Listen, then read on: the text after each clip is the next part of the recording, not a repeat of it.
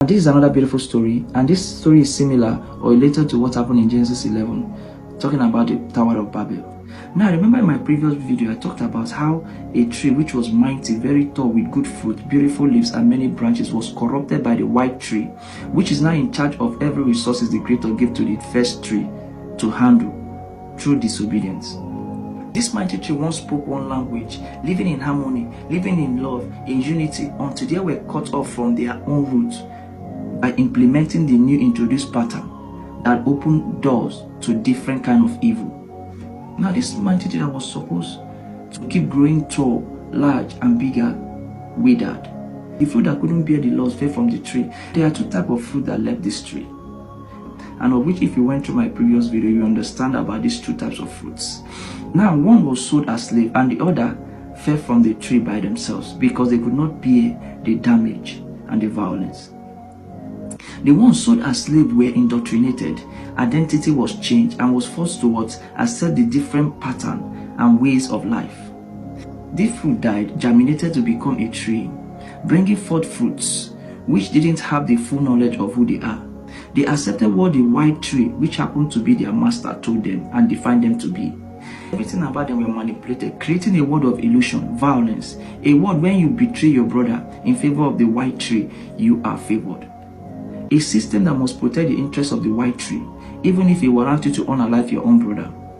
The more evil you do to your own brother, the more you get promoted.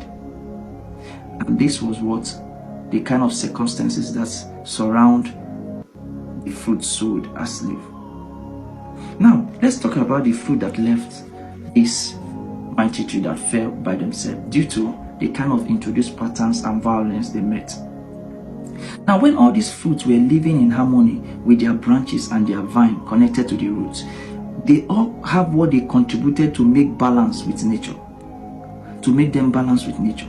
Some of these fruit understood the pattern of healing. Some of these fruit understood the part of wisdom. Some understand the part of nutrient. Some understand the part of power, strength, and authority, and so on and so forth. When all these are in unity, stronger bonds were formed. But now each that fell went with their little knowledge they know, knowing that the secret and pattern has been known by the white tree. So the little they know, they made use of it. Now these fruits died, germinated to become a tree, then passing the knowledge they could retain to their own new fruits. But now corruption is everywhere because the white tree sent for the slaves trained with a particular religious path to every fruit that fell. Nobody watches you more than the white tree does because they are afraid of your rising. They do everything to keep you down to the ground. So they send their very own to them. So what the white tree does is that they send their very own to them. Now the white tree created a system of one weak religion and one violent religion. Why the white tree themselves don't treat theirs as the message they gave to the slaves to carry out, because it's the system they created. So they reward you for carrying out the task written. So the fruits that fell from the branches has a way of keeping their identity either by tattoo, tribal marks, and so on and so forth, so that when they sojourn to a distant land due to persecution and hardship, seeing someone with their specific mark knows he or she is from her clan or tribe. And most of these fruit that fell from the tree were lacking one way or the other because their completeness was altered by disobedience. They brought their language, changing of names, giving them another name because they find it difficult to cope with their spiritual languages and names. They altered their language, renaming parts of their territories. The fruit that fell that understood the part of might, power, and strength. The white tree understood that they cannot break these people easily. In order to subdue them, the white tree approached them with their beautiful white daughters in order to subdue their power. These fruits accepted, neglecting the first law given by the Creator when they were in harmony with nature. They gave birth, though children were controlled by the white tree. Of course, children will always cherish their mother than the father in most cases. Through this means, language were altered. Everything shifted to the white tree.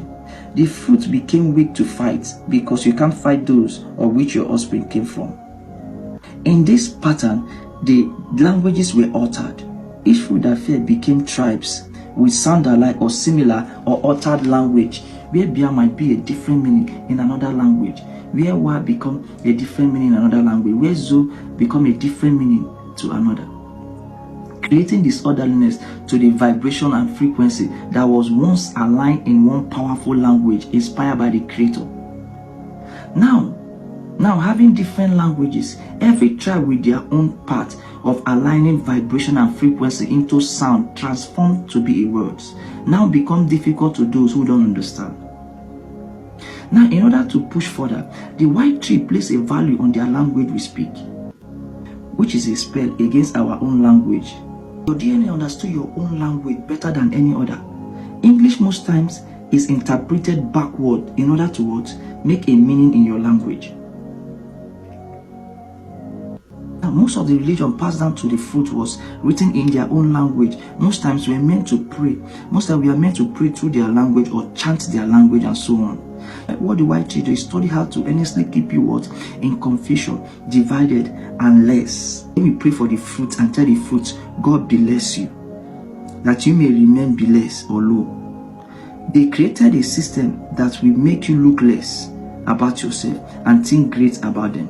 When they introduce this pattern, they are the one who ought to pray for you and not you to them. Every great man on earth, past or present, understood the power of his own language, speaking with authority and conviction than any other language, because what he says will flow through his heart.